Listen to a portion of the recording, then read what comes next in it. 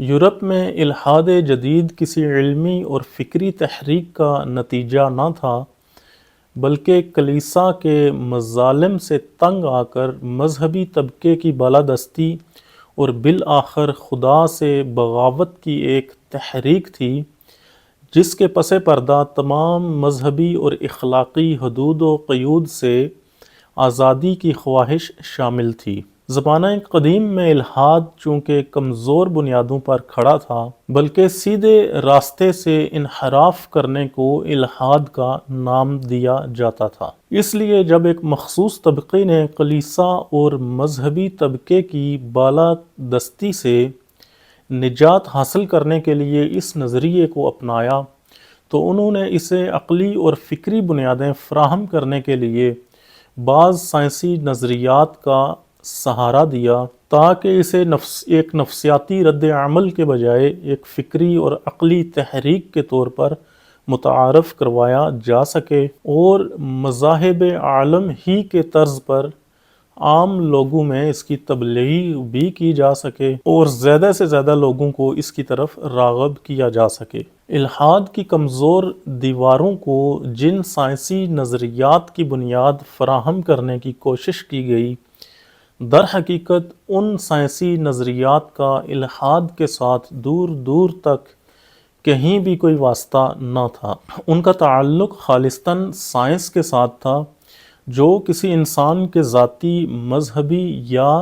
لا مذہبی عقیدے کی تائید نہیں کرتی اور نہ ہی کسی مذہب کے خلاف ہوتی ہے، بلکہ اس کا دائرہ کار ہی مذہب سے مکمل طور پر جدا ہوتا ہے۔ سائنس کے دیگر نظریات میں سے ایسے دو نظریات جن کو الحاد کی بنیاد کا درجہ دیا جاتا ہے، وہ بگ بینگ تھیوری اور قوانین فطرت ہیں۔ سائنس یہ بتاتی ہے کہ اس کائنات کی ابتدا بگ بینگ یعنی ایک بہت بڑے دھماکے سے ہوئی، جس میں ایک کثیر تعداد میں مادہ پھٹ کر مختلف ستاروں اور سیاروں میں تقسیم ہو گیا، جس کے نتیجے میں ایک منظم اور مربوط کائنات وجود میں آ گئی، اور اس کائنات کو چند لگے بندھے اصولوں پر چلانے میں قوانین فطرت کا ہاتھ ہے، جن کے تحت یہ کائنات ازل سے ایک منظم طریقے سے چلتی آ رہی ہے۔ سائنس نے یہ نظریات اس لیے پیش نہیں کیے کہ ان سے خالق کائنات کے وجود کی نفی کی جا سکے اور خالق کائنات کے وجود کا اثبات یا انکار یہ سائنس کے دائرہ کار سے ہی باہر ہے، لیکن ملاحدہ نے ان نظریات کو اپنے لا مذہبی عقائد کی ترویج کے لیے بطور ہتھیار اپنانا شروع کر دیا۔ اگر ملحدین کے بقول ان نظریات کا الحاد کے ساتھ کوئی تعلق ہے، تو ان پر لازم ہے کہ وہ پہلے اس بات کو ثابت کریں کہ ان نظریات کے ذریعے وجود خدا کا انکار کیا جا سکتا ہے۔ جب سائنسدانوں سے یہ سوال کیا جائے کہ بگ بینگ کیوں ہوا اور بگ بینگ کے وقت اتنی کثیر تعداد میں مادہ کہاں سے آیا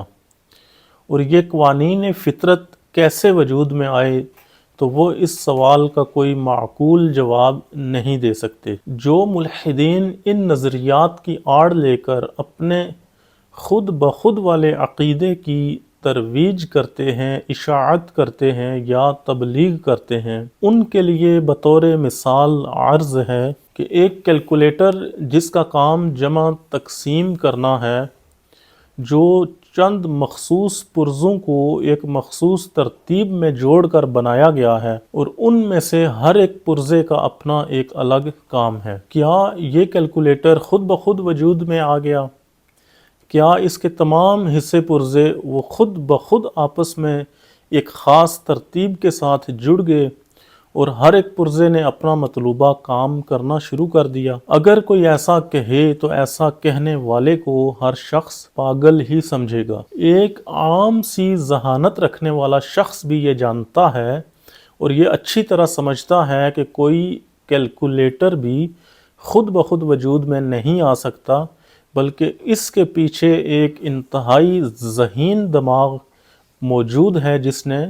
اسے مخصوص مقصد کو ذہن میں رکھتے ہوئے ایجاد کیا۔ اب سوال یہ پیدا ہوتا ہے کہ جب ایک چھوٹا سا کیلکولیٹر بھی خود بخود وجود میں نہیں آ سکتا